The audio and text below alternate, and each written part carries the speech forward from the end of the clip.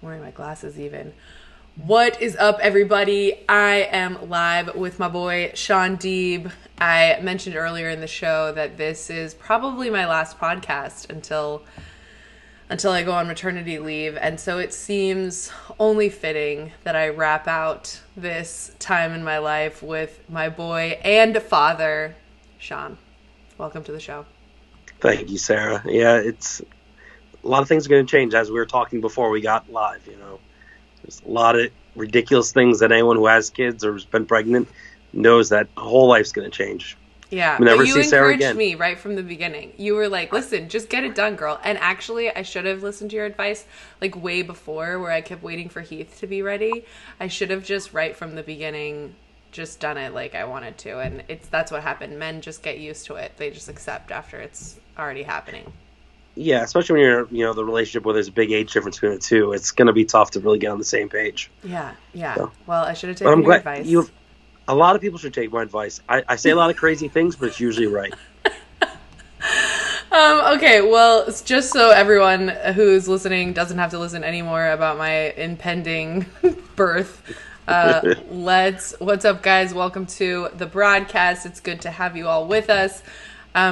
Let's just kick it off. Let's talk about everything. So obviously lots of shit just went down, lots of drama. You were sick.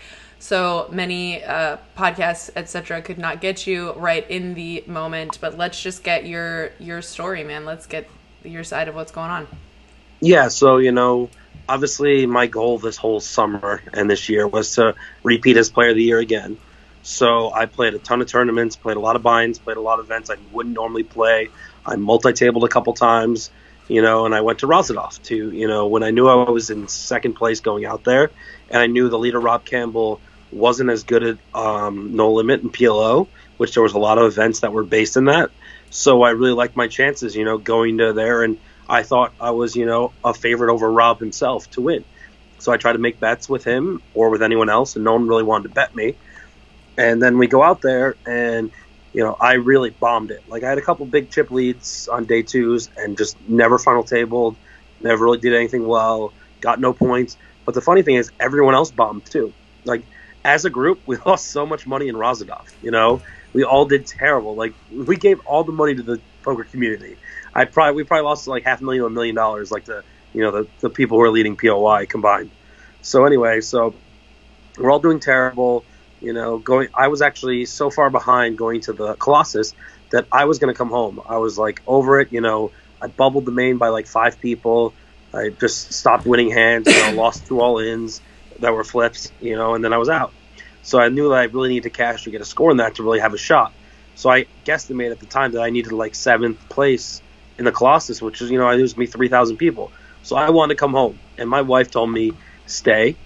Win the Player of the Year, but if you don't win, make sure someone besides Daniel wins. This rivalry crosses the lines, with both of our significant others. I think the hatred is very mutual from all 4 parties involved. So anyway, she tells me to stay. This was October 29th or October 27th. So I actually had a flight home on the 30th because I want to get home for Halloween with my kids. So with kids, 3 and 5-year-old that's their favorite holiday. Yeah, get candy, dress up, holiday. Scare people. Yeah, it's an amazing holiday. So I want to be home for it. I want to spend time with them. But, Ashley told me to stay. And so if it was up to me, I would have went home. So I stay there. I said, I'll play a couple of flights and see how I feel. I play a couple of flights. I have a good discussion with Leon Tsornik, the owner of the casino. And he really motivated me, got me out of the casino. We spent the day, going around, Czech Republic. It was really good to get out of Kings because, I was in that last year. I think I left the casino twice in the month. This year I left once before that day. So we had a really good outing with Jack Effla as well. And, I really got motivated again. I go in the tournament. I bag a bunch of chips. I had a big stack, 500K at one point of one of the flights. And I lose 2 hands at the end of the night, including 250K the last hand. I have 200K, which was 8 starting stacks below average at that stage and in the money. And it was a big debate whether or not I should forfeit or keep going. And since I didn't really care about the equity of the tournament stack, I thought my equity for Player of the Year was better to go for it. So I end up forfeiting my stack, playing a couple more flights. So I forfeited 210K, and then 5 flights later, I bagged 215K. So it was kind of silly, lost like another 1,000 or 1,500 euros because of that difference. But whatever, going to day 2, I know I'm a huge dog, but Daniel hadn't bagged a stack yet. Rob hadn't bagged a stack yet. So I was like, maybe I actually need less points. Maybe they're only going to get the min cash or get 0 points. But, Rob got through on the second to last flight. Daniel got through on the last flight, doubling up on the last hand before it. So it was like really unfortunate for me, those two situations, because now I'm like, shit, I need even more points, and I don't have as many chips as I want to have. So I grind a short stack forever on day 2 in that tournament. I was like 100K when average was 550 at, I think 138K at 12K big blind. So, and I know Daniel had just busted, Rob was still in, and I'm like, I'm screwed. I kept thinking about what percentage of chips I needed in play to get, 5th or 7th place, whatever it was at the time. And I'm like, shit, I need 8 million chips and I have 100K. Like, I need to 80x my stack. But I grinded, I won a couple all-ins, and then all of a sudden, an hour later, I had 2 million chips when average was 1 million. I was like, holy shit, I have a chance, I'm now like 25% Poker, to get to my... fucking crazy. Yeah. So I get to 2 million, lose like, I reshove versus a button open, and he like 10 calls ace queen, and I have like ace 7 suited, he like 20 bigs. So I was like, all right, I lose that, I'm down to 1 million.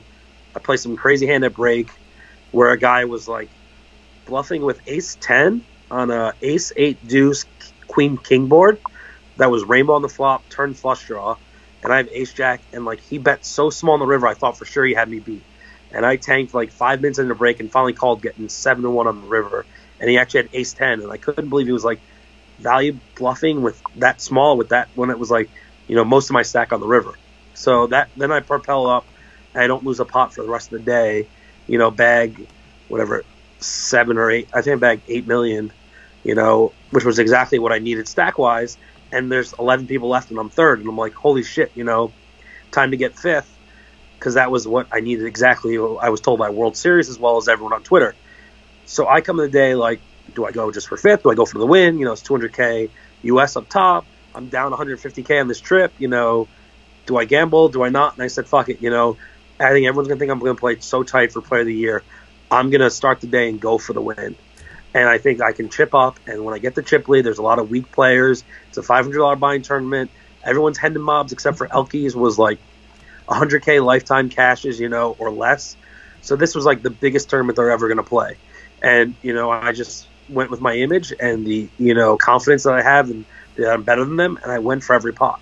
And unfortunately, I lost a couple pots to start the day, and I played that, now infamous hand versus Elke, where Daniel thought it was a punt, but Daniel also isn't as good at me, at poker and reading bet sizing. And based on his sizing on that board texture, I knew he was way more polarized to a semi-bluff or, the flop straight, and he doesn't have that many combos of straights. I still have 7 outs to chop and 4 to win versus a made straight. And also, if he has a combo draw or a stone cold bluff, I'm going to, be way ahead on the turn. So I went with my, reasoning on that turn, got it in. He had a straight. I lost, was out 11th. And, I beat myself up for like an hour or so. When I got to my room, I'm just, like, my wife, I slow roll her a lot. So she didn't believe me that I actually got knocked out of the tournament that quickly. But I was out in 20 minutes. She saw the updates. And, yeah, so I was, like, beating myself up for an hour or two in the room. And I went downstairs and said, fuck it, I gave myself a shot. I went for the win. And that's what I do. I've always been, a first or nothing type of guy in poker. You can see all my other interviews with Ingram and other people. And I've always played that style. So sometimes it doesn't work out. And, that's still going to be my game. And so I was fine with it. And then, I fly home. I stay a couple days to go to Leon's birthday and kind of just sleep. I've been sick the whole time in Rozadov. And I get home after flying, and I just have a ton of text messages, a ton of tweets, and it's all about, Daniel didn't win, Rob won. And I'm just like, it killed me. It was worse than losing to Daniel to lose that way. Like, I already, like, listen, I'm going to go on the rest of my life and go back to my kids and be happy. I got third. I should have won. I had a great result, but I was going for the win, and that's what I do.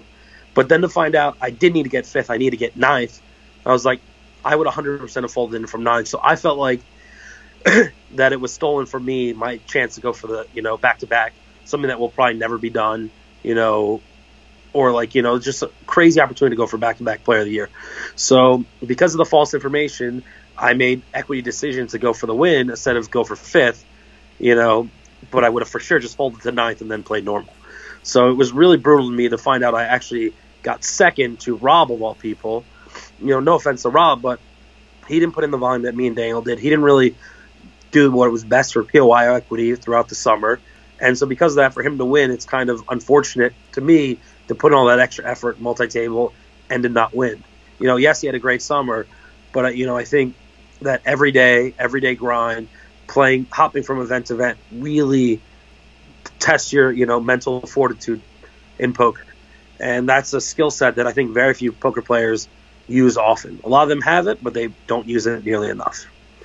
So, yeah, so it really beat me up. And then I, you know, put out a tweet that obviously got a lot of people going about, you know, that I thought Daniel cheated. And, you know, it's more because he actually said he was afraid I would cheat. So that was my big, you know, fuck you to him when he wouldn't bet me because he thought I would cheat. And then it looks at, you know, he might have had information or might have, you know, not alerted the, you know, WSOP authorities of what was going on his point total. And, you know, I'm sorry, this is such a long rant. You should have went to the bathroom a few times during this. No, it's good. So, you know, here's the thing. I don't think it was malicious. I don't think anyone in the World Series was involved in it. But something that, you know, everyone I think who's towards play of the year and everyone who plays a lot of World Series event is they know how many times they cashed. Like I knew, you know, in Vegas I cashed 17 times. Every single day you play a World Series event when you're going for play of the year, everyone's like, how many cash did you have? You know, that's one of the most common things. Everyone knows if you won one or two bracelets or no bracelets, but they're always wondering how many cash did you have so far, whether it's for fantasy or whatever else. So every single day at the World Series, at least 5 people would ask me how many tournaments I cashed. And I knew my number the whole summer. And you always keep track of it because it's really easy to keep track of. So, you know, the thing I wonder about Daniel is how did he not know how many times he cashed for? He's doing every vlog saying, I cashed 13 times, 14, you know, 16. And you did all these vlogs all the summer. And then all of a sudden, you know exactly what your number is. And you read, because I'm sure he's just like me. We read every article in between Rozanov about Player of the Year that we're tagged in, you know, that shows up in Google searches, whatever. So you read all these things. They say, you know, he's cashed for this. He has 4 final tables. You know, I know everyone's stats by heart, including my own. And so that's like the ones they do. So how would he not notice that they're saying he cashed 17 times when in his head he knows it's been 16? And I'm sure he read plenty of articles that said 17 over 16, and he knew in his head it was 16. And that's the thing that, you know, how does he not notice that? Maybe he's completely oblivious, you know, but it just seems more likely that he wouldn't know how many points he had, but he would know how many cash he had. So when every article says a different amount than what he knows it is, you think he would check at some point. And so, because what actually happened, so for those who are listening or watching who don't know, basically what happened, right, is that there was an event, and that event, this, like, top 30-something players got also recorded in an online event. So technically he was getting credit for 2 of the same cash? Yeah, the 3K horse, you know, I think it was like 26th through 38th place or something, was transcribed in the wrong event. Okay. But so it was just in the wrong event, or it was done twice? Well, they'd correctly cashed the 3K horse, and then because of the drop-down menu, somehow they put it in event 63, the 1K online, and replaced the people that had cashed those positions and the POY points they should have had. Okay. But so if he was like, okay, I cashed 16 times, all of a sudden it said 17 times. Yeah, you know, I think that knowing, you know, the argument of I wouldn't know exactly how many points you have because they don't publicize the formula, but I would know when they say how many final tables did you have, how many cash you had. Those are numbers that you know in your head, and when you read it, you would think one of the times he would notice the difference of it. But I mean, here's the thing: is like I also think Daniel's an honorable person a lot of times in poker, but I do think his hatred of me and wanting to win 3 over 2 could cloud his judgment in the situation where, you know, he's not stealing any money from anyone, but, you know, taking advantage of the title. And, you know, if he was shorted on the cash, you think if they said he had 15 cash and he had 16, you think he wouldn't notice or, like, brought it up? You know, it seems highly unlikely that he wouldn't know that something was off on the scoring. It's interesting because I'm just such a... I'm a firm believer that Daniel is just, like, generally an honest person. like he has his own things going on, and we definitely have our different views and perceptions of the world. But I was trying to understand how anyone would think that he would know or that he was lying, mostly because the formula is so hard that nobody caught it, right? Like nobody figured this out. Well, a few people had caught it, but just no one noticed that they caught it, and they just got ignored. And, Daniel, there were some tweets where like he said he was going to look into it when he thought something was wrong. But I know he gets a lot of tweets. I know it's very busy. Like there's a reason why I don't try to do as much on Twitter during the World Series. I don't know. I would never do the vlog thing because it's just so much extra energy, so much extra work. To do that every break, you need to really reset your mind as often as you can and sleep as often as you can. Engaging with fans during the summer is exhausting. And I can only imagine how hard it is for the bigger names, Shaun Deeb, Ivy, etc. I'm lucky that I'm not that famous, so it's a little bit better for me. And, since a lot of people hate me for the way I am, they're less likely to approach me on break or ask for a photo because, I'm the villain in a lot of spots. King, love you. It's the truth, though. It's okay. Like, I don't mind. I got so much free time on my breaks. Yeah, so hopefully people don't. No, I really don't mind when people come up to me and talk. I'm friendly. I can, hold a conversation for a few minutes. But yeah, sometimes I'm going to ignore people or blow them off. But most of the time, I usually try to make time for someone who, clearly is a fan or wants to ask me a question or, a hand history or something. I try to be open because there was some people early in my career did that for me, and I love reciprocating, that side of poker. Well, there's so much to break down, I think, in this spot. Yeah. Well, I talked for probably 20 minutes straight. No, but really, you answered basically all the key questions, but I want to, dig in a little deeper. Just starting in the beginning, the first thing, when you came out at the beginning of the summer and sort of said that you were aiming to take Player of the Year for a second time, I thought, is he fucking crazy? I was like, there's no way, right? There's just, it's such a complicated, convoluted algorithm to begin with, but then also just, you obviously understand, what's the most plus EV way to go about it, but I feel like things are changing all the time, and with variants and everything, I just was like, he's insane. So, was there anything about where you ended up, minus the drama at the end, that surprised you? Did this summer go actually the way you expected it to? And is it really realistic to think that you could potentially do this back to back? I'm just it was really impressive and shocking to me. Well, I know the formula, I know the volume it takes, and I know because of the extra tournaments I'll play how much it helps me.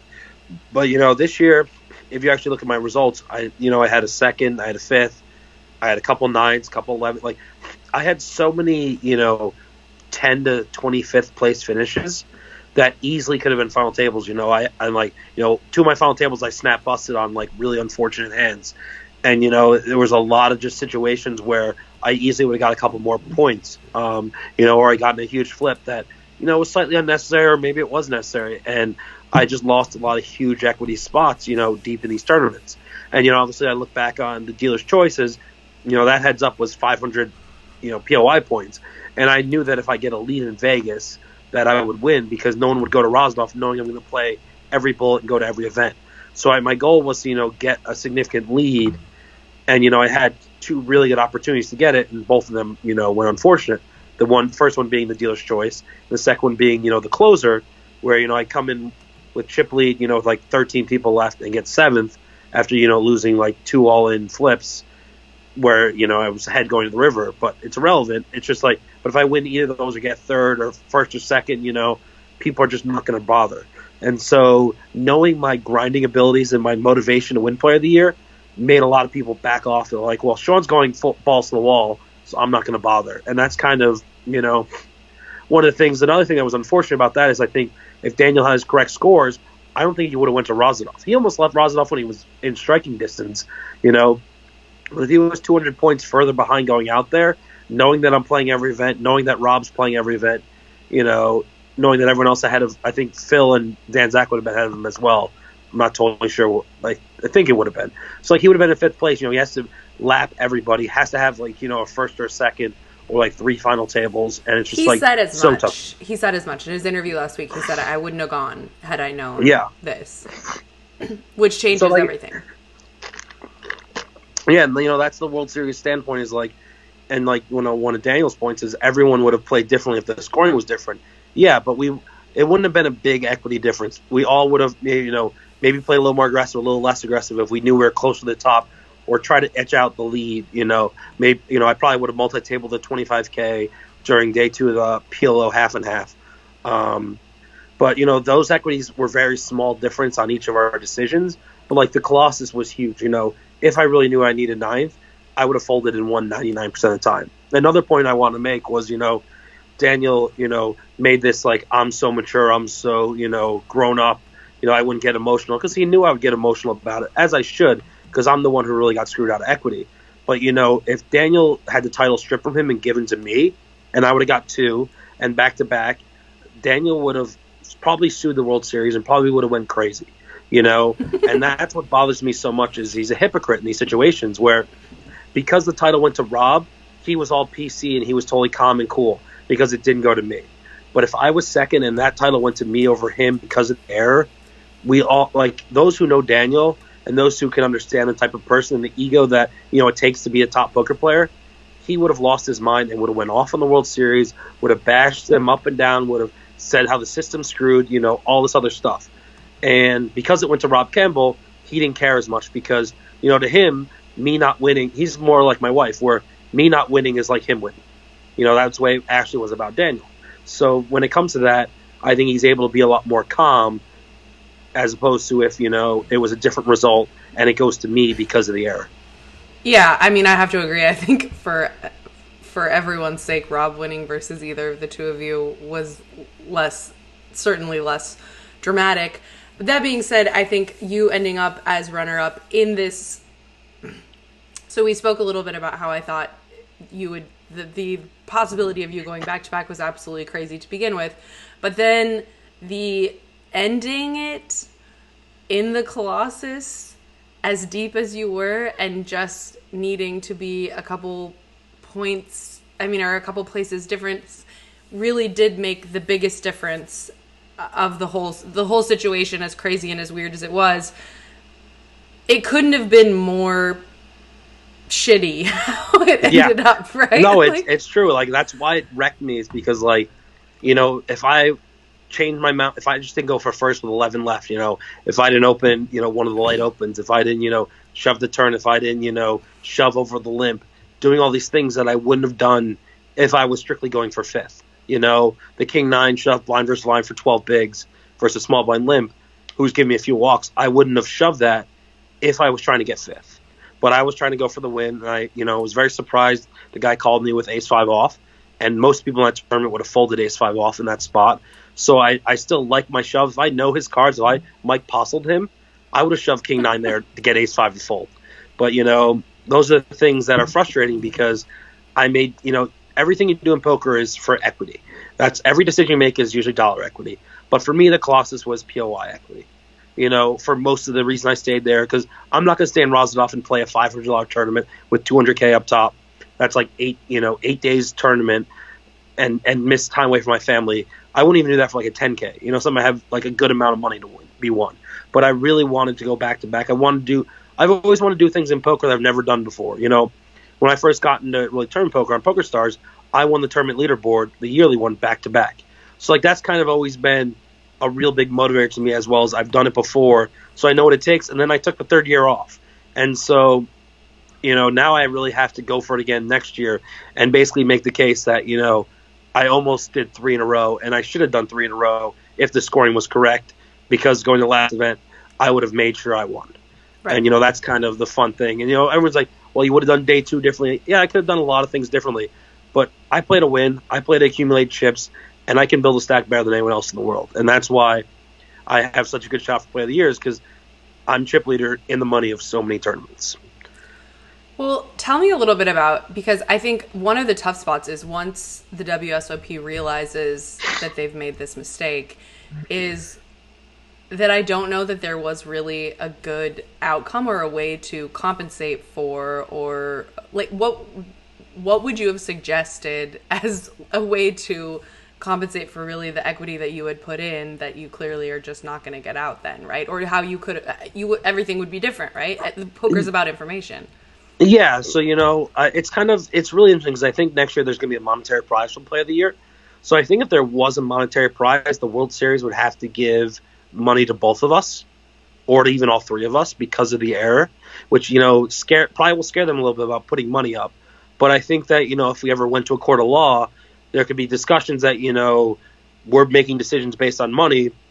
And if the money's not there, the numbers are off, then we're dealing with incomplete information. Like, if you're going to publicize the numbers, you have, a due diligence or a duty to, keep the numbers correct so people are making decisions. Like, I imagine if I was like Daniel, there's so many things that could have happened. Say Daniel had the lead and everyone else had given up, and he just doesn't play the Colossus because, me and Rob we all decided we weren't going to play the Colossus. So, like, he skips the Colossus because he has a lead. He was 50 points ahead, but he really was 150 points behind. There's a big case of, like, hey, I took this event off because I had the win locked up and it was irrelevant to play. But, because of your error, I didn't give myself a chance to get those 150 points to win Player of the Year, to win, the 100K prize or whatever. So it's definitely going to be interesting down the road, to see what happens when there's a monetary prize. But I also think the oversight is really going to go up, and they're going to check every number of everyone in the top 25 and every event. It's good that this happened this year for the integrity for future years. Well, one of the things I think people have been talking about for ages are basically just all the ways that they needed to shift and adjust, of which we've basically been doing that every year, manipulating the algorithm to be, more fair and equitable and reasonable. And what are your thoughts on sort of the current state of how the Player of the Year is awarded and figured out? I mean, here's the thing. There's always going to be people who want it based on volume. There's always going to be people who want to be based on bracelets. And always people who want to be based on the body of work. If they cash 9 out of 10 events, that's better than someone who's cashed out, 10 of 35 events. And they're never going to make everyone happy. And I don't mind the current formula. Yes, it's more beneficial to me directly to win Player of the Year. But I also think, like most sports, like the MVP in, major athletic sports, the best players have the highest chance of winning it. And that's what Player of the Year should be. So if the best players are the ones putting in all the volume, they deserve to have the highest equity to win it. There isn't a reason that every Joe Schmo plays the Big 50 could win that and then win another bracelet in a 1K, stud event, or, and then cash a 1,508, and they should win Player of the Year because they have won a 20,000 or 30,000 person field, won 1,000 person field, and, final tabled another 1,000 person field. So the whole justification to make more people be POI eligible isn't as relevant to, I think, because you don't really want, then it kind of gets more down. It's like, oh, this guy just had a one-off, he won the biggest event, he won the main event, and he cashed this tournament, so now he won Player of the Year. Well, yeah, he won the most money in the World Series, but he really didn't have the best year overall. He wasn't the best poker player. And so limiting the Player of the Year to being some of the biggest name players and the highest volume players is not a bad thing. I think everyone kept their eyes on Razadov because it was me and Daniel, in the battle. Like, Rob was there, but that wasn't the headliner that brought it there. So I don't mind, the side of it's only a few people have a chance to win, with a high chance to win, and a few people have long shots. Because then you're going to get, me and Daniel battle for Player of the Year for the next decade. It's going to be a cool rivalry, It's going to be like the Bird-Jordan thing, where everyone's got their favorite. They're so different players. They're so different style. Their team dynamic is so different, That's not a bad thing if it ends up being that. Obviously, it's more to my, benefit for my notoriety, but I'm also not monetizing that. And Daniel's only doing it through vlogs. So, like, it's not going to make us money over other people in poker to win Player of the Year, but it's kind of good for poker if that storyline, the audience in ESPN and the audience outside of poker gets used to the same 5 guys going for it every year. And then you kind of get favoritism, then you really get to sweat it from early on, as opposed to if everyone has a shot for it, people aren't going to be engaged. So, like, like people like, who's Robert Campbell? How many pros asked me who he was, like, going to Razov? They'd not even heard of him. It's no insult to him. He's, stayed more to the radar, played more cash games, doesn't travel as much. It's fucking far to go from Australia. But, if you really want to engage the public and really, get poker in front of more eyes and get more, media coverage outside of, the generic poker media, you got to have more storylines that are easily researchable and, more easy to find in Google. And it's like, if you Google Shaun Deeb and Daniel Negreanu, a lot of fun shit comes up. Yeah. And really, me and Jeff, like, on this podcast, we talk I mean, we talk shit about the World Series of Poker Europe pretty regularly, mostly just because, A, they're not marketing it well, and B, even when they do, no one cares. But, like, people cared this year, and we were so lucky to have gotten into the spot where it was mattering and people were sweating. And we both said the Colossus, nobody's going to give any fucks about the Colossus. And then, of course, everyone was sweating the Colossus so hard. So it was incredible marketing. And actually, it's interesting because I think one of the common misunderstandings at this point about this sort of rivalry with you and Daniel is that I think a lot of people, myself included, thought that you guys did have a prop bet against each other this summer. So you offered that up and he didn't want to take it? Yeah, that's where he said he didn't trust me to not cheat. And how could saying, you cheat? I don't know. That's what he tweeted. Like, this is, a lot of things he says are illogical. A lot of things, we're both very emotional, brash guys when it comes to each other, more than we are when we interact with other people. But yeah, like, he just, he's said so many times how he doesn't trust me. He thinks one of the phrases was that I'm the worst angle shooter of my generation. Like, come on, man. Like, I'm the beacon of ethics and morality of poker. And, like, especially my generation, I've called out so many scumbags. I've called out cheaters correctly and incorrectly, but I'm willing to put my neck on the line and willing to say things, whether it was the Bryn Kenny thing or whether it was the Daniel thing, I've said things recently that a lot of people disagree with.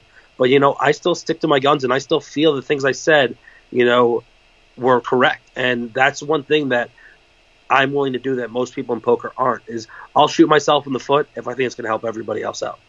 Well, and I think what's funny actually to me about you and Daniel is that probably both of y'all's best quality is that you're not afraid to say things that are unpopular or, whatever, and just say what you think, say it like it is. And so it's actually, I think, a bit ironic that you guys battle as much as you do. Whoa. Wait, something's happening. Like, I hear something, but it's not you. It's the Bluetooth. That's what I was like. I think, Shaun, we might be hearing, like, your children. Oh, there you are. Okay, good. That's amazing and funny. So, sorry. I guess Ashley started the car. I'm over the garage, and it kicked onto her. That's so funny. Yeah, I got it, Ashley. Okay, so I wanted to ask you something totally separate, which was, it relates to this, because one of the things it was shocking to me to see you and Daniel both even in the top 5 in the end, because I think that having as much faith in yourselves as you both do, and putting it out there that you were wanting to be player of the year, something that always surprises me, I guess, about you, and I feel like I've asked you this before, but there is this group of guys who just follows this high roller circuit all over the world, and they just this same like 35 guys or whatever that play each other all over the place. And it's pretty clear how they're keeping their game sharp, or, whatever it is. They talk to each other all the time and they travel together all the time. And then you have these, like, your online wizards, your Euros, people who are able to just keep and hone their game playing online. And then somehow you have Shaun Deeb, who feels to me like an island unto yourself, that you live in the United States, you have a family, you are, I don't know, not just like with all your bros all the time traveling around, and somehow you're still at the top of your game and manage to stay super relevant. How? Like, what are you doing? How are you studying? Where are you, like, I don't study. I just have a really good understanding of tournament dynamics, a really good understanding of human psychology and flow, and I'm not the GTO guy. So, like, my live reads are still my live reads. I still trust my instincts on some goofy things. And, I played a couple fun hands in Europe and elsewhere where no one else would play them besides me. The Elky hand's one. There's another PLO hand that I remember I played, and, like, that's what I've always done, is I'm going to play a goofy hand that if you actually looked at it hot cold on paper, you may hate it. And, I can explain my logic to you. You can still hate it. But, that's part of my game, and that style scares the shit out of people. So because of that, sorry, trading off keys. So because of that, it's tough to play against me because I don't play like everyone else. So people think they know how I play. I think I play super tight or super loose, or like, I do this or that. Like, I'm very mood dependent. I'm very, more dynamic than most. So I don't know. I definitely play a lot less than everyone else. I play a lot less events and travel a lot less. I play a lot less hands. The game's going to pass me by eventually. But, when it comes to tournament poker, I like my chances, and I'm willing to bet on myself versus a lot of people in a lot of tournaments who, in theory, are better than me. But I just think execution and, maybe it's just I ran that good above variance, but I don't know. I'm willing to bet, and not many people are willing to bet against me. Yeah, well, that's for sure. If you're looking at, let's say, the next year, what do you build out on your poker schedule? Obviously, you got to support your fam. You've got to take care of the fam. But what do you, throw in a W coup and a scoop and then, maybe a tournament here or there? How do you manage this life? Yeah, so, I've really limited on the locations I go to based on convenience, based on equity. So I usually always try to go to the Hard Rock Hollywood events. I know there's one coming up in a week or two, but I'm actually going to miss that one. And, I go to World Series Europe. I've done Scoop and W Cube the last, couple of years, but I might skip it next year just because of the fact that there's a lot of issues with stalling with PokerStars. I've talked to their reps. Some of my good friends work for them still. And I really want those tournaments to change because the way to make money on them is just by stalling in the high-stakes limit mixed events. And I don't enjoy that. I don't want to do that. I think it ruins the game. I think there's a reason why the numbers are steadily dropping in all those events because of the stalling. So hopefully they can make those changes. I know they're working on some stuff. And, usually for me, I do Scoop kind of as a warm-up to get back into mixed game, get back into playing high stakes, and I, grind for 2 weeks straight, playing every event that they run, try to go for the leaderboard there, and then I come to the World Series and I just play every day. I do a really good job of turning my brain on and off for poker. And so, when I'm in New York, I play maybe once a week at Rivers Schenectady. We play a 5-10 game, usually Wednesdays. Maybe once a month I might drive up, once every couple months I'll drive up to Turning Stone because a couple of my degenerate friends are banned from the casino. So we go play there. And, that's kind of what I do. I'm not playing against high-level people. I'm not playing, I'm playing to get drunk and have fun. And I still have fun every day I play poker. And that, allows me, I think, to put in the hours I do during the summer and elsewhere is because I still look forward to it every day. I still get the energy. I still get the adrenaline pumping, It doesn't feel like another day at the office. It doesn't feel like work. You've seen me in the hallways of the World Series. I'm fucking, for a fat, lazy guy, I have a lot of energy at the World Series. Yeah. It's just, I just turn it on then, and I basically hibernate the rest of the year. And, I think what's funny is how much you and Daniel are alike in that I also think you still have a lot of passion for poker and you care. Even this summer remember when it was 6 or 7 p.m. or something and you guys were 4 or 5 handed was that the dealer's choice? I can't remember what tournament it was. Oh, yeah. And then they were we're going to go home and you were what the hell? And you were mad. And I was dude, I would be mad too. I would be super mad. But I think a lot of poker players are so subdued at this point and everything is GTO. It's you care. You should. Yeah, that's definitely one of those events that I look back upon, and it easily could have decided Player of the Year, not just because they paused us and I was chip leader and money over the table, but the main thing I got mad about that one was there was an online event that day, and it might even been the 1K. It would be really funny if it actually was the 1K event that day. Just circle right back. No, but here's the thing is, so I was chip leader at Dealer's Choice, you have to pay a lot of attention to. I knew the players, but it's still a lot of money. And there was an online tournament that registration was closing at 7 p.m. during that break. And I chose to not – I was going to multi-table. And then I was like, I'm chip leader. It's a 10K. It's 300K to first or whatever it was. I'm I'm going to focus on this and ignore the online tournament. If I win this tournament, I'll be in good spot for POI. I shouldn't play this online tournament to distract myself because, Dealer's Choice, the games change so often. What game you should call. Every showdown matters. Timing matters. So I didn't reg that tournament while we went on break. And when I came back from break, they said we're bagging and tagging, and registration closed in those last 5 minutes. So, that was an event I could have played, could have min-cashed. That's kind of what's so brutal about the way I lost Player of the Year is there's so many events I didn't play that I would have played.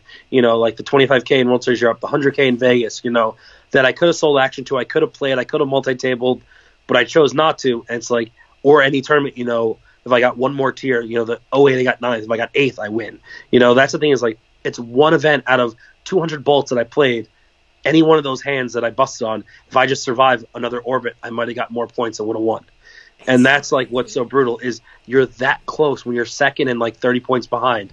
that it wasn't just the Colossus. I had so many other opportunities to gain points or gain a lot of points where, I could have won. And so I definitely think back of every hand I played this summer and every tournament I busted. Like, man, if I just, because I don't like stalling. If I just stall called here, I might have actually got the tier. I actually busted 192nd and 190th was a pay jump. So if I just took 2 minutes before calling off my stack here, I might have won Player of the Year. That's the brutal side is I now second guess every tournament, every hand I played. Yeah, but you're not a little bitch.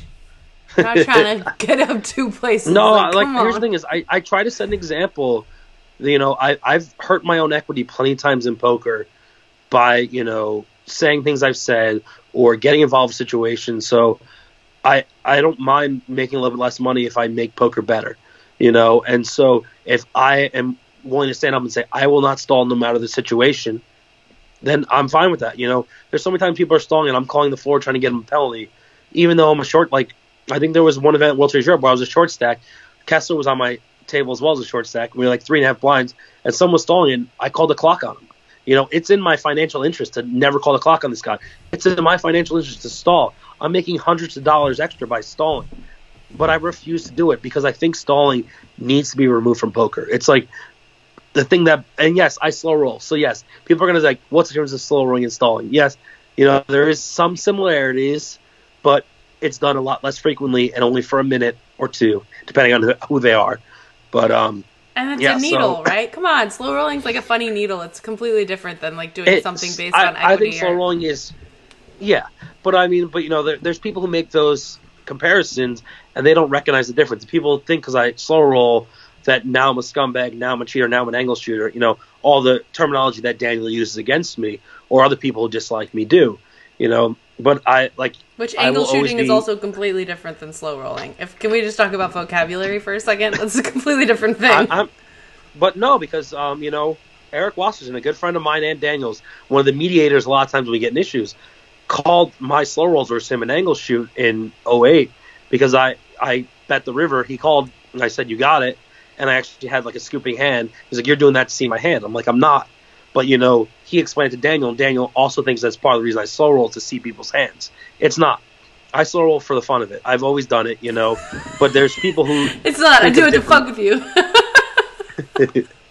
So, yeah. So, those are some of the things that I have to deal with is people not understanding my intentions, not understanding what I find fun or what they might find fun. But, one thing I love is all the time that people dude, in our home game, we slow roll. We're just we've been doing that for years, and that's so great that, you do it on TV. It's big name pros, That's the thing is, home game poker is about fucking with people.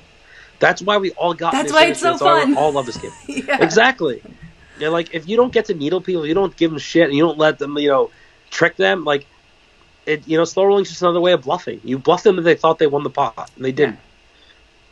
Well, I have 2 kind of more things that I just wanted to briefly touch on because when I interviewed Daniel last week, he did mention that you had, brought his wife's name into your mouth and that you had really gone below the belt. I, for one, maybe didn't see all of this Twitter drama, and you don't have to, say the specifics, but you just mentioned earlier when you were kind of explaining the ad hominem attacks between you and Daniel that he also came for your wife. So can you just give us a little did this all start at the beginning of the World Series? Does this go way before this? And how did your wives get involved? So yes, obviously the only vlog I saw of Daniel's from Europe was his victory vlog, and it sickened me how giddy he was, and and he just wanted to insult me, insult my character, and say that I have no empathy, no emotions. With Sarah and anyone who spent time with me, I'm one of the most emotional people you will meet. Yeah. That's me. So to say that about me shows a clearly lack of understanding of what, I may not have, I may have less tact than other people, but I'm willing to, say a lot of things. So it all, first off, me and Daniel have had issues for years. Ever since World Series, oddly enough, World Series Europe in London, where he angle shot me and string raised, I called him out for it, but he still to this day, for some reason, even after seeing the footage, thinks that I did something wrong to him. So, but we've always had some quarrels. We always had some things, but we're always friendly. We always hung out. But I always thought he was, with choice and other things, like the way he shows veganism or his politics down people's throats. I didn't like the way he projects his opinion on other people and looks down upon them if they don't agree with him. Plenty of people disagree with me, and that's fine, but I'm not going to think less of you just because you don't agree with me or you don't see the world the way I see it. I don't think that's an insult to people. I think everyone has their own experiences, why they have their own mentality, and what they've gone through makes them think a different way than you have. Mm-hmm. And that's fine. That's, that's society. That's human nature. There's billions of people in the world. You can't expect everyone to have the same mindset as you or as each other. So he made a comment, the original one about, his how happy he was to be engaged. And, I know that they had a rocky, first relationship. There was a lot of stuff, but he was always in love with her. You always have your first true love. And so that's very clear. He's made that very obvious. He's kept the ring, I don't know how other girls were dating him, knowing he had a ring in his thing for his ex-girlfriend. And, we're like, you need to throw that away, show some commitment to me, move on from her. Yeah. But, he didn't. They rekindled the relationship, and they got engaged pretty quickly. They got married pretty quickly, whatever, But I made a tweet about when he was so happy being married. I was like, I can't wait for 2 years to see how happy he is when he's getting divorced, Because a lot of my close friends have gone through divorce recently, and they'd heard a lot of them for my tweet to say it. But I'm like, but a lot of them say, once a divorce is over, you're happy. You know how many people they finalize their paperwork and they're just like, stress is off my back. We move on. We're both going our separate ways, whether we have kids or not. You can be. I think most people are happier when they get divorced than when they get together. Because once you're divorced or final, your whole life moves on. So that was kind of what I meant by it. And, I obviously got bashed a lot publicly, which whatever, that's my comment. I'm not going to delete it. I'm not going to take it back. And then, I said some things privately to some of his friends in a couple group chats, and they apparently a bunch of screenshots got to Daniel. And that's when he got really mad. What a bunch of bitches. Why? I mean, all you're going to do is cause problems. So, the things I said, I don't really want to say them all publicly. But the way Daniel perceived those and the way he made the public think what I said was a lot more aggressive than what it actually was. And I think, he had some insecurities about Amanda's image that he's assuming is what I meant by what I said, And so because of that, I think he took them way more aggressively than what I said and the way they were interpreted. But, and then it just spiraled because then the markup police happened. He's friends with Johnny Vibes and other things. We just kept clashing on Twitter. And then, the Player of the Year bet came out, and then he denied that. And so I basically then, offered him, what was it, $250K for Player of the Year. He said, no, I think I would cheat. And that fucking made me heated. So then I said, let's bet $500K whose marriage lasts longer. Because he had made some comments about, me not being there for the birth of my son, and basically just disparaging my wife for me running her over or, controlling her life. And you're good friends with her, actually. Yeah. And anyone who met her, I don't get to tell her what to do anything. She runs this household. She gives me permission to leave on trips. She's in charge, and I get that. Dude, we should do a predict it. One of the predicted things, whose marriage lasts longer, Shaun and Ashley or Amanda and Daniel. Just saying, let's let the public decide. I mean, we'll put it this way. When I put out that tweet, I tried to get some other people to bet on Daniel's side, and nobody was willing to bet on them. So, but obviously, they might survive, Supposedly he put out a tweet that they made 6 months. That's, longer than some people thought. I give them 2 years. I hope they make it that long or further, but that's just kind of what it is. So really that, I mean, okay, because also I would just say that, like you said, lots of people have their opinions about their relationship. Lots of people have their opinions about a lot of people's relationships, right? But also it was kind of a joke, right? That's kind of... Maybe I feel like my sense of what's funny and what's meant to be funny is really different maybe than other people's, but I feel like maybe that was, to me it sounds like a joke, but that it's taken really personally because you guys have this beef and maybe because of some fears or insecurities. Because deep down that he thinks that, there's a chance it's going to be a short marriage, They're they broke up once before, or maybe multiple times, they had a rocky relationship. She, there was a lot of stuff going on with her. She was a lot younger. A lot of things were different. So you never really know. Sorry, I just got a group text from Josh Aria showing a zoom in of my big ass face in this live stream. Listen, I let you choose. You said you were going to do it on your phone. Like, I could have been like, your face is going to look huge if you do it on your phone. I mean, but my face is not, no matter what, my face is big. You know, everything about me is. But, you know, we had to get last minute Skype. So thanks for that, Josh. You made me crack. I forgot where I was.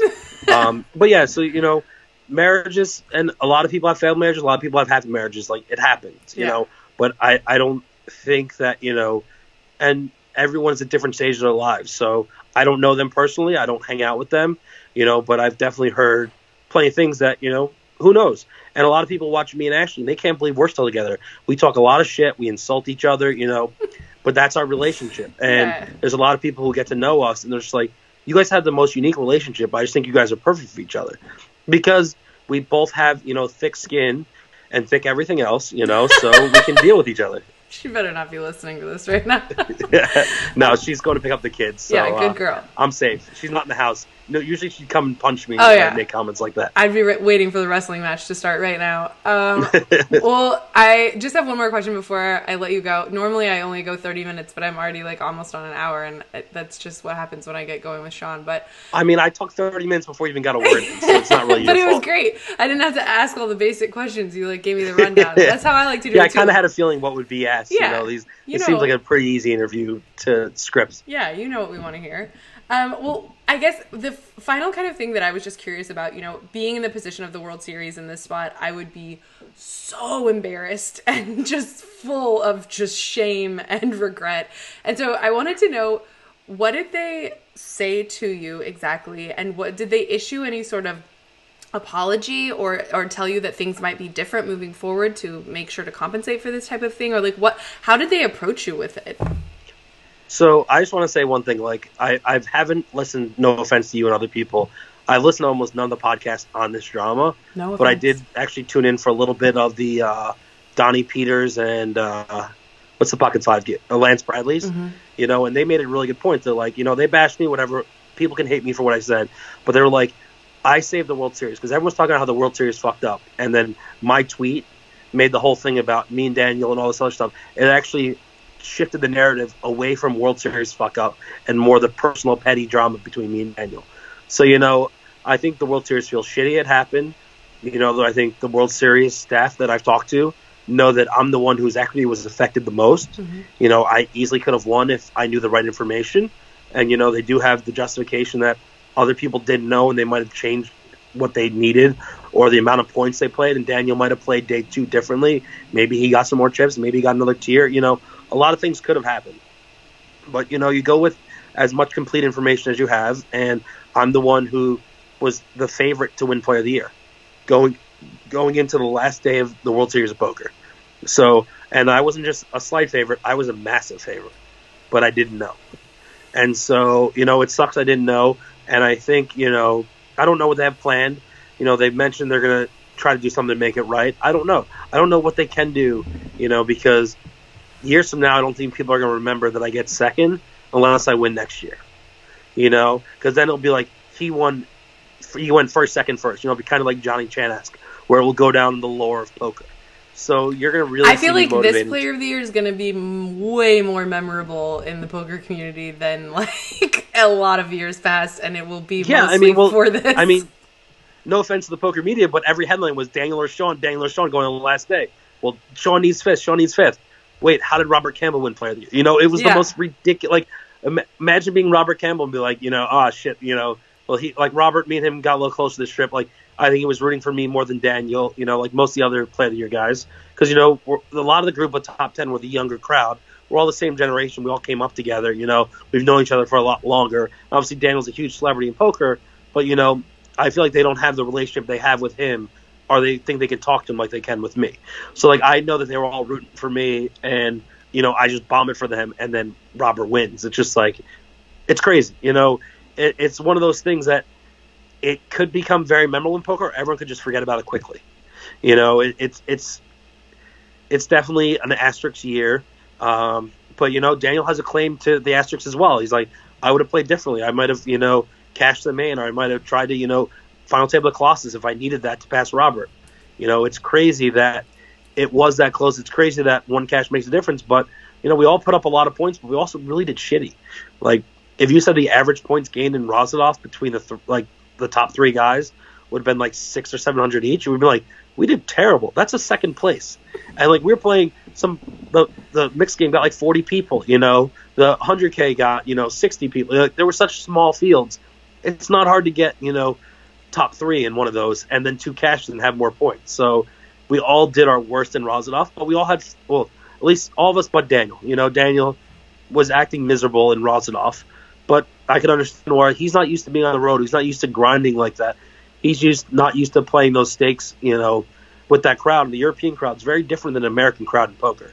So I think he just didn't enjoy it as much as everyone else did. But I think everyone who went there had a great time. We're all going to go back next year, whether or not we're there for POY or not. The Kings did a great job, you know, of taking care of the players. And you really notice that they care about poker players. No offense to World Series and Caesars, they don't.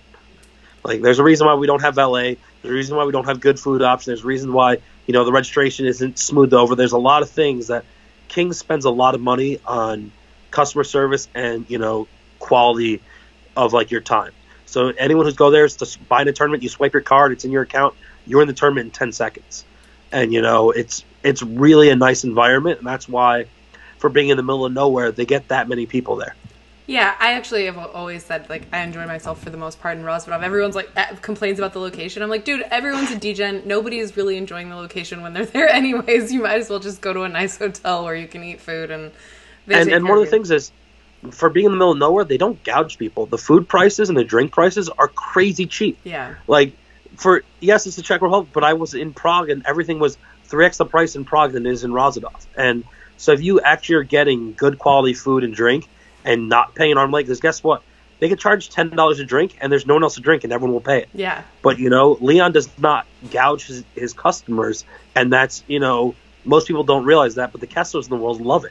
Yeah. I mean, that free buffet, Kessler's there fucking every single break, taking food to the tournament room, taking food up to his room. He loves it, man. And, you know, it's just nice to see poker being taken care of, and someone who plays poker at a high level, being in a high position at a casino, and then also putting money towards poker. You know, the World Series Europe guarantees, you know, one was missed, and they don't care. They cough it up, and they had a bunch of satellites that overlaid. And there's never a complaint like, oh, we're losing too much money to poker. He says, I want this to be the number one poker destination. I'm willing to lose money because I want to take care of the players. Yeah. And, you know, you have to appreciate that. You have to give them your business, and you have to, you know, appreciate that long-term mindset that Kings is doing right now. And did you appreciate, because this is something Jeff and I talked about, in terms of the schedule for the World Series of Poker Europe, there really wasn't any mixed games just 3 years ago. Then they threw like maybe 1 or something, 2 maybe last year. And they put 2 of them, yeah. You and I talked about it, and you had said, I think more players would come if they put more mixed game tournaments here, which they did this year a little bit, and even short decks. How did you feel about the schedule? You know, they did the best they could with how adding 4 or 5 events after the fact. So it was definitely too busy for that week, and they could have spread out the classes. But, you know, like I said, you know, I got to know Leon, and Leon's asked for my input for next year. So I'm going to try to do a more player-balanced schedule where the higher rollers are spread out a little bit more, where, you know, there's an event every 3 days instead of 2 in one day, and then every day, and then, like, 3 days with nothing. You know, there was some gaps in the schedule, but that's also because they don't know. They don't run events like this. They don't know what people want to do. But I want to keep everyone to have something to do every day, and you don't have to just make it max reentry or unlimited reentry and like a ton of rebuys. You can do more events. You just have to realize that a couple smaller turnouts and entrants is not a bad thing. Right. And I think, you know, hopefully Leon listens to me, and we can work together as a team with, you know, his staff of Freddie and everyone else there. And, you know, I know Tyler and Jack have a little pull at the World Series on its schedule as well. And I think we're all going to work together really well, and we'll be happy.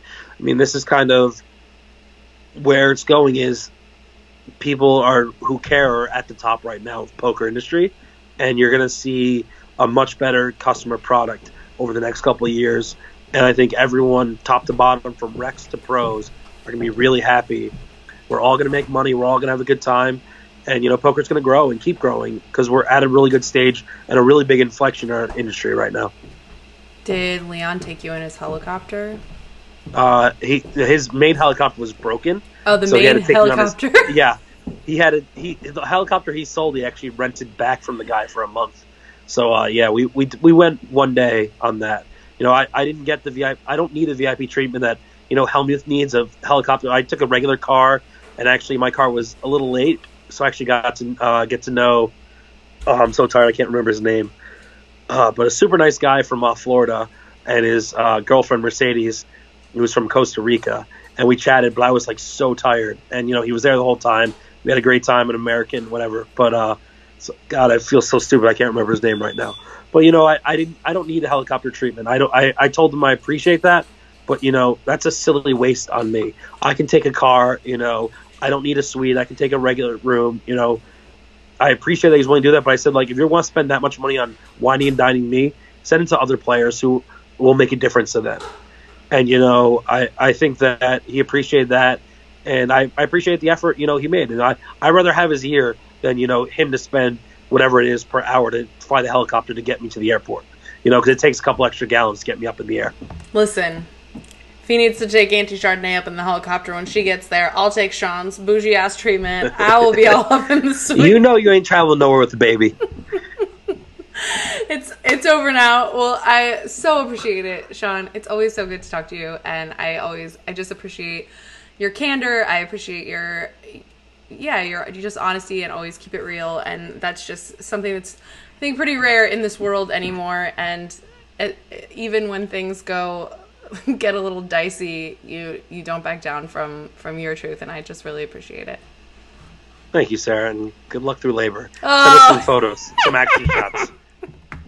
You think you're a tough badass now. Videos! Yeah, I'm really excited. So I'll keep you posted. I'm sure the internet will soon be blasted with everything, but I feel like this was a really good way for me to go out and give Ashley a giant wet kiss from Auntie Chardonnay and also the boys. And yeah, I just adore you, and I just appreciate you taking the time. Thank you. I'm happy to stay away from my wife and kids for you. No, they're at school, so it's not. I'm not being a bad dad right now. Usually would be my nap time, so I'm gonna be a little cranky later. You make the boys take a nap with you, and everyone says they'll see you in Schenectady. Yeah, I'll be in the Northeast for a little bit, so see you guys. All right, deuces.